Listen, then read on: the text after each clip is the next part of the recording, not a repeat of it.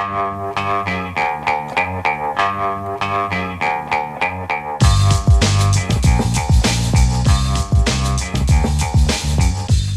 the Brian Lehrer Show on WNYC. Good morning again, everyone. Well, since the Supreme Court overturned the constitutional right to abortion, having children or not, more broadly, has become more politicized, from religious trad wives who model large families on social media to so-called childless cat ladies that slur from Vice President Vance. The message from the Trump administration is clear. Women should have more babies in America. But childbirth in the U.S. is as dangerous in some U.S. states as it is in countries with far fewer resources. A new report from the Commonwealth Fund finds that Louisiana, Tennessee, and Arkansas had similar mortality rates as El Salvador, Belize, and Azerbaijan. The report warns that the overturning of Roe, plus impending Medicaid cuts, quote, will likely deepen coverage instability during pregnancy and after delivery, periods already marked by high rates of churn and care disruptions that contribute to poor maternal and infant health outcomes, unquote. Our guest now argues that the erosion of reproductive freedom post-Dobbs has made pregnancy dangerous for all American women. With us now is Erin Carmone, senior correspondent at New York Magazine. Some of you know back in 2015, she was co-author of the book Notorious RBG about Ruth Bader Ginsburg. Her new book explores what it means to be pregnant today in America through reporting and personal stories. It's titled Unbearable: 5 Women and the Perils of Pregnancy in America. Erin, welcome back to WNYC. Thank you for joining us for this. I'm so thrilled to be back together, Brian.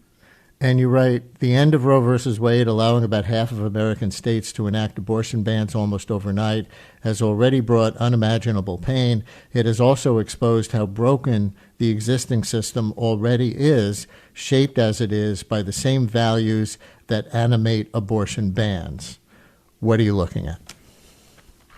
Well, Brian, in the immediate aftermath of Dobbs, I think many people were surprised to suddenly be hearing stories about people being turned away for non-abortion care, miscarriage care, ectopic pregnancies, early labor that would never result in a live birth, being denied emergency care in these circumstances that when people thought about banning abortion, they didn't understand that this is also abortion care, or that doctors would be so afraid of providing necessary health care that they would turn patients away because of the chilling effects of these laws. I think Dobbs was a clarifying moment. It was an accelerating moment. And what I wanted to do with Unbearable is to tell a story of both how we got to this point and how it's playing out, because the kinds of artificial separations in the law, they don't exist in people's lives and they don't exist in medicine. These are all deeply interconnected medical and personal experiences of pregnancy, whether you're looking to end your pregnancy or not. And I want to make this local for our listeners right away in a way that may surprise them, because in your book you tell the stories of 5 women in Alabama and also New York City. You write, quote, we like to congratulate ourselves in New York, but somehow the largest, wealthiest city in the country with its world-class hospitals and universities is also a place with a starker racial disparity in maternal mortality than Alabama. And of course, New York also has liberal abortion laws, which Alabama no longer does. Can you talk to us about the racial disparity here in New York City and why you spotlighted those? Brian, it blew my mind to learn that our already unforgivable national disparity in maternal mortality, wherein a Black woman is, the most recent number is 3 or 4 times likelier to die for a pregnancy-related cause than a white woman. At the time that I was, of course, every year these numbers are slightly different, but in recent years in New York City, Black women have been 9 or 12 times likelier to die for pregnancy-related causes than white women. And so I'm so glad you highlighted that passage, because I knew when I was figuring out how to tell a bigger and deeper story than just our most recent catastrophe, that I wanted to understand how it could be that right here in New York City, where I live, and where I was pregnant first during COVID and then during Dobbs, could have these unforgivable disparities. Like, what was the mechanism? And what I realized is that even in progressive places where you can access an abortion, this is fundamentally a story of inequality, which is part of our story of American pregnancy care, where we have some of the most storied institutions that have the most resources to provide health care, but that these riches are unevenly distributed in our city, and that there are public hospitals. I focused on one, Woodhull, where every day, despite some people trying to do the best they can, unforgivable mistakes are being made, patients are being abandoned. Two different patients might be treated completely differently depending on their characteristics. And so when we tell a story of the difficulties of being pregnant in America, you're right, we do tend to say, okay, Alabama, their numbers for maternal mortality overall are really high. They banned abortion. They don't offer health care. But right here in New York City, one of the women that I wrote about, I met her at a preschool picnic in my own community. And I tell her story of trying to find a different kind of pregnancy care, one where she would be treated like a whole person. And unfortunately, she woke up in the intensive care unit at Woodhull. A second woman that I write about had the same doctor, the same botched C-section 4 years later. And as a Black woman, she was part of that tragic statistic where she lost her life. And so I did want us to look in the mirror. I think it's the greatest city in the world, but we've got a lot of problems to tackle. And all of these problems tend to show up at this moment of pregnancy where people are so vulnerable in what should be a joyful moment in their lives. But what's the message or the lesson from the experience of those two New York women, Maggie and Christine? You say botched C-sections by the same surgeon. So tell our listeners why that isn't just a story of one bad surgeon and something more systemic. I'm so glad you asked that, because I think we are all tempted to say, okay, there was a bad doctor and he can get fired and we can all move on with our lives. I want to be clear, these two women went to Woodhull Hospital because they wanted to be seen by the midwives who were known to provide a higher level of care in a community with a lot of needs and not a lot of resources. And they both ended up getting C-sections that the proper standard of care was not followed, where not only were their incisions not properly sutured and they internally hemorrhaged, but nobody noticed and it was not reported. And so in the case of Maggie, who is an artist from Canada experiencing our American system through the eyes of someone who truly cannot understand why it's like this, understandably, and her husband, Matt, are in this moment of crisis where he realizes that something's wrong and he's calling for help. Luckily for them, somebody came in time, doctors came in time, despite at first them being questioned and denied that something was wrong. But when Christine's partner repeatedly advocated for her throughout the process, he was not even allowed inside of the delivery room of the OR when she had her C-section, which she did not want. He was repeatedly, in trying to advocate for her, they called security on him. And while he was in the NICU with his son, she was left alone to hemorrhage and eventually died that night at Woodhull. And the treatment that he experienced afterwards, so again, one person, a Latino man with a Black woman as his partner, his fiance, when he calls for help, they call security. And he's not able to save her life despite all of his attempts. But also the follow-up care. Why was she left alone? Why were they repeatedly having to advocate for themselves and feeling like they were risking being retaliated against because they were making themselves a problem? This is a catch-22 that shows up in the research. There's also significant research that shows that racial maternal mortality gap can partly be accounted for whether a patient goes to a hospital that predominantly serves other Black patients. So it's telling us something also about the resources at these hospitals. And so while both of them were treated unforgivably, the systemic issue here is both one of interpersonal racism and also a hospital that simply does not have the tools for when there is something wrong to respond to it properly. And, everything that Jose has experienced in the aftermath, fighting to bring home his son, fighting to get access to their shared apartment, fighting the hospital for answers, is a story of both racial inequality and how pregnant people are treated here. And I'm The one thing that I will say is that as horrific and tragic as the story has been, if you read the book, you'll also understand that Jose has found himself in maternal health advocacy. And actually, after the book was published, he's since become certified as a doula and is just trying to make sure that these systemic issues and matters of interpersonal racism don't take another life as they did his partner. And sure enough, listener texts, midwives and doulas are the unsung heroes of maternal care. I'm proud that New York City has expanded access to doulas and midwives in recent years and hope the city continues to invest in this essential care, writes one listener. And listeners, we can take a few more texts or calls for Erin Carmone, senior correspondent at New York Magazine, whose new book is Unbearable, 5 Women and the Perils of Pregnancy in America, 212-433. WNYC, if you have a question or a story, 212-433-9692. I do want to get back to the southern states in a minute. I read out those stats at the beginning about how 3 states in particular have maternal death rates similar to 3 countries around the world that people would be shocked to hear American healthcare outcomes being compared to. But in New York, if this is a systemic problem, do you go in the book to what systemic solutions might be, especially to the racial disparity? Because we've had now 2 mayors in a row, and we're about to have a third, and not even to dismiss previous mayors in this respect, at least in what they would say. But, you know, Mayor de Blasio got elected as the inequality mayor who was going to fight inequality. Mayor Adams certainly was focused to some degree on racial disparities in all kinds of things. And I think that expansion of midwives and doulas that the texter referred to is an Adams administration policy.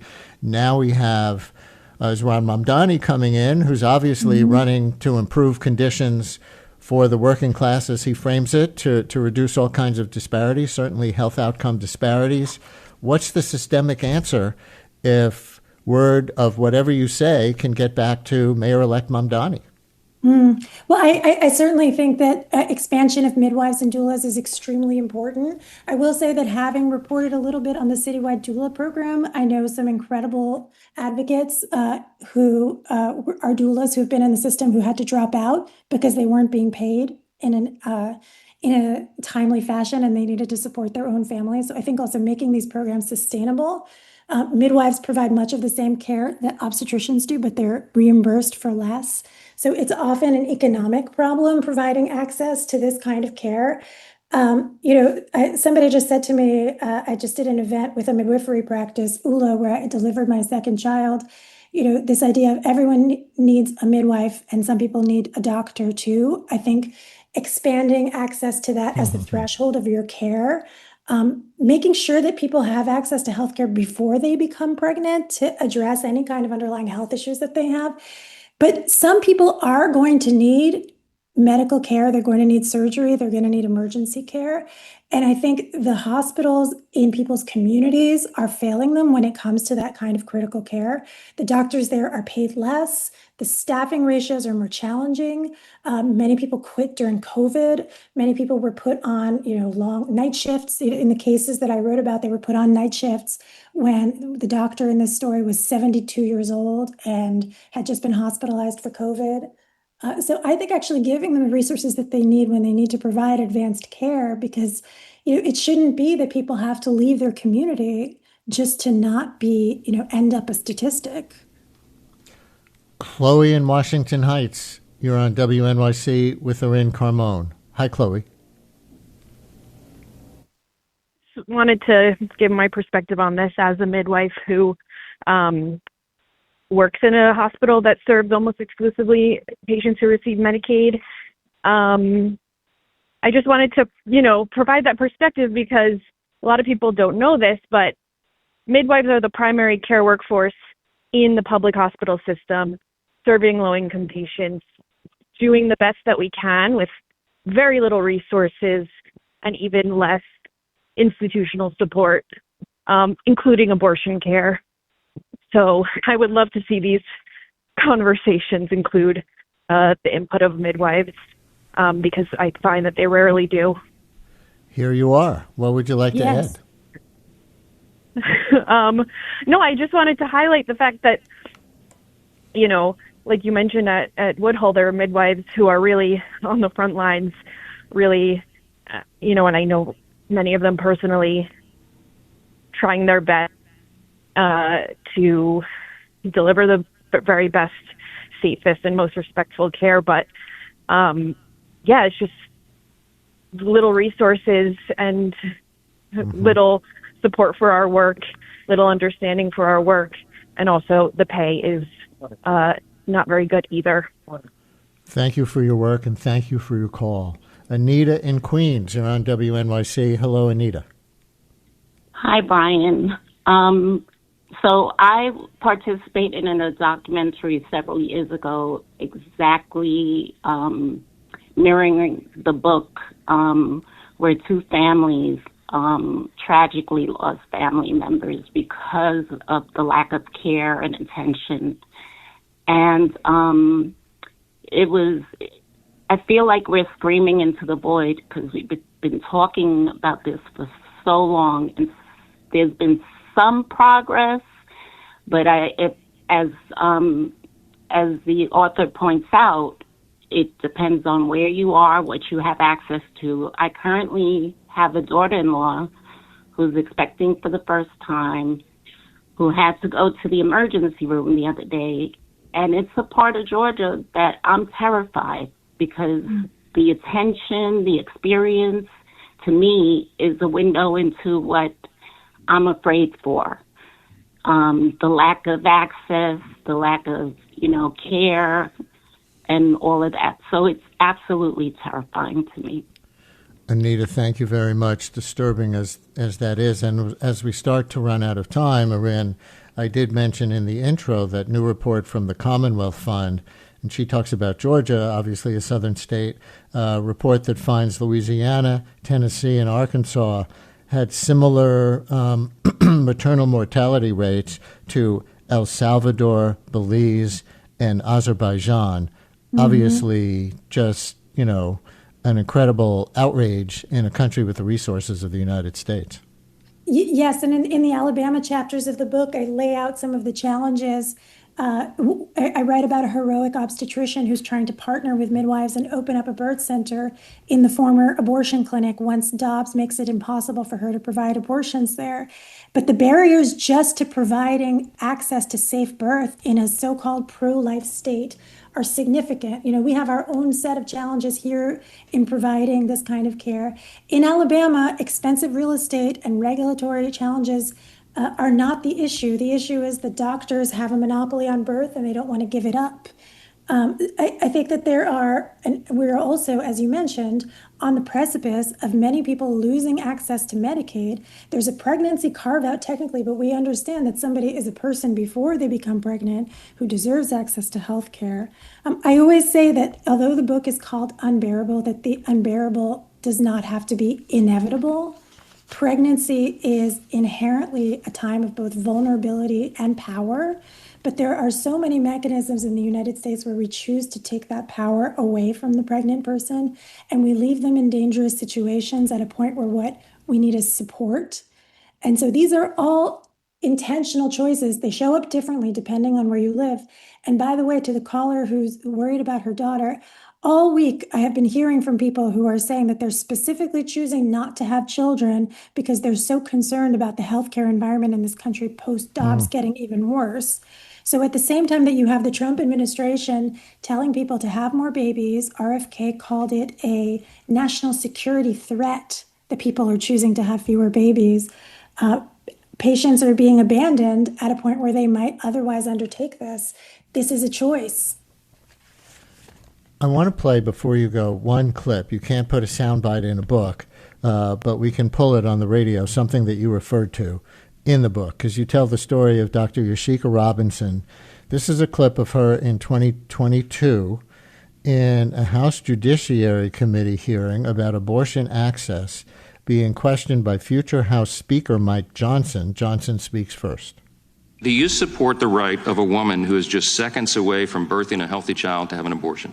I think that the question that you're asking does not realistically reflect abortion care. In that scenario, would you you support her right to abort that child? I won't entertain theoreticals. It's not a theoretical, That's not ma'am. reality. You're a medical doctor. I am a medical doctor, and that has never happened. And Dr. Robinson, we should say, provides both abortions and maternal care in the South. Why did you reference that exchange in the book? The question he was asking had nothing to do with making any pregnancy safer, having any healthier outcome. The barriers that a doctor faces trying to provide reproductive health care, whether it's abortions for as long as it was legal or safe births where the patient is respected and heard, are so significant. To then show up and have the powerful members of Congress use you as a kind of like rhetorical, target. It's just an added disrespect at the same time that they're telling people to have more children.